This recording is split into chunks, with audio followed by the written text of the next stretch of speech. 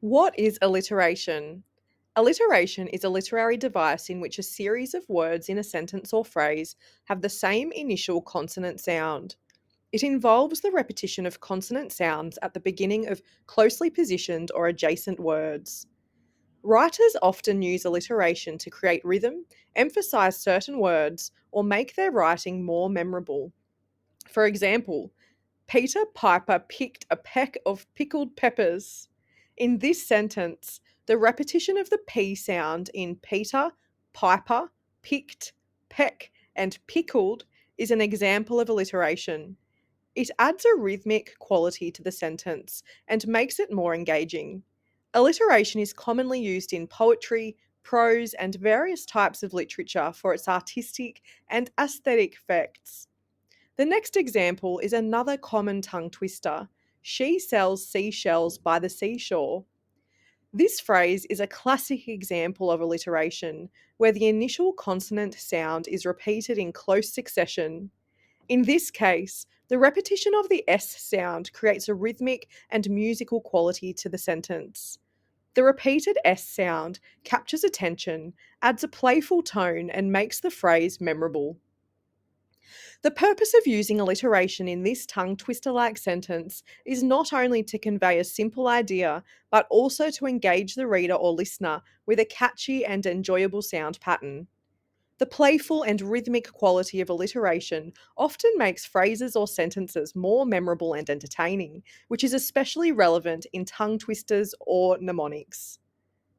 The line fair is foul and foul is fair from Shakespeare's Macbeth is an excellent example of alliteration. In this case, the alliteration occurs with the repeated F and fair sounds. The deliberate repetition of these consonant sounds creates a sense of rhythm and emphasis. This alliterative phrase is spoken by the three witches in the play, setting the tone for the supernatural and deceptive elements that will unfold. The inversion of opposites, where fair and foul are juxtaposed, contributes to the theme of moral ambiguity and the blurred lines between good and evil in the play. The use of alliteration in this line not only adds a poetic and rhythmic quality, but also emphasises the paradoxical nature of the witch's proclamation, setting the stage for the themes of equivocation and the disruption of the natural order in the unfolding narrative. In the line, and the silken, sad, uncertain rustling of each purple curtain from Edgar Allan Poe's The Raven, there is a prominent use of alliteration, particularly with the repetition of the S sound. The alliteration of S is also called sibilance.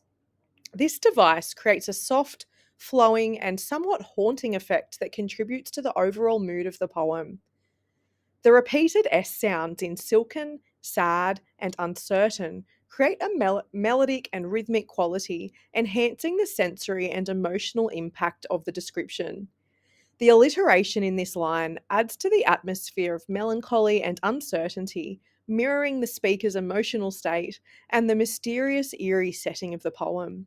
Poe masterfully employs alliteration to heighten the sensory experience and emotional resonance in The Raven, creating a memorable and impactful poetic effect. These examples demonstrate how alliteration is used in various genres and styles of literature to enhance the language and create memorable phrases. Try experimenting with alliteration in your own creative writing, and hopefully, after this short lesson, it will be easier to identify and discuss it in the literary work of others.